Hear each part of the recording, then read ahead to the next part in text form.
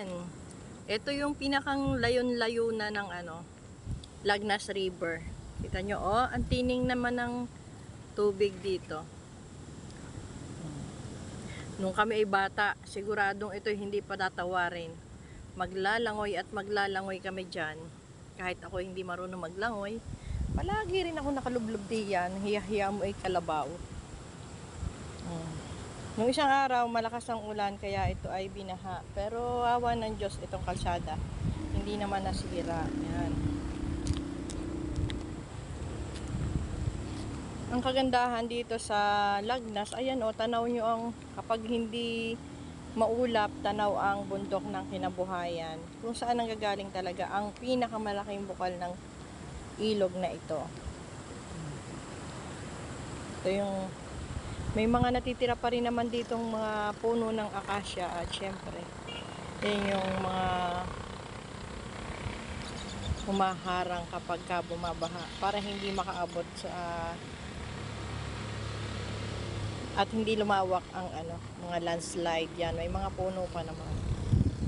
Dito sa bandang iba pa is talagang yun yung pinakang kalsada ng papuntang Crusher. Yan. Kita nyo, ang laki pa rin naman ng pakinabang ng aming Lagnas River at talaga namang napakaswak na swak pa rin naman na paglabahan ang ilog na ito. Ang lakas ng agos. Oh. Yan. Yung mga naglalaba dun sa baba, tining na tining. Salang-sala dito sa taas ang tubig. Kasi ito, kalsada na bato at buhangin. Ibig sabihin, salang-sala ang tubig na agos dyan. Papunta sa baba. May naglalaba. Ang sarap maglaba ng mga kumot.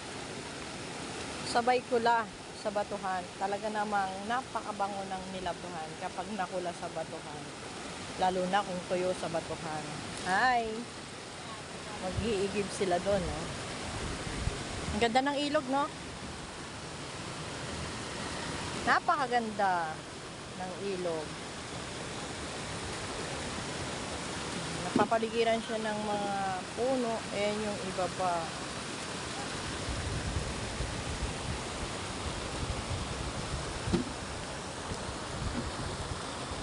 Diba? Ang sarap manimot ng panghilod. Kung sinong nakakakilala ng panghilod, ang sarap manguha ng panghilod. Talagang hihilo din ang likod. Thank you for watching.